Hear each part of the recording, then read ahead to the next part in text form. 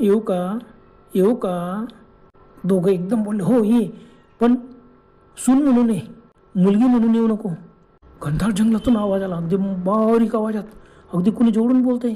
अरे सुकला, तुकाराम, तुम्ही दोघं कुवार आहेत, तुम्ही दोघं तरुण आहेत, अजून तुमचं लग्न झालं नाही आणि तुमच्या घरात मी सून म्हणून कसं काय येऊ? अरे बापरे, दोघं आश्चर्याने एकमेकांना पाहायला लागलं.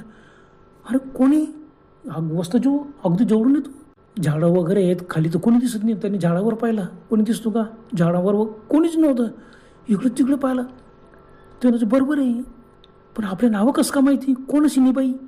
अगदी मंजूळ आवाजात म्हणते. तर इकडे तिकडे पाहता ते झगरमगर बघताय. अरे काय आहे? सुकला लगेच म्हणाला, मग तू कोणत्या रूपाने येऊ शकते? आवाजाला, हे बघा, मी सून म्हणून नाही, पण पत्नी म्हणून येऊ शकते. येऊ का? हां, दोघांनी आश्चर्यानं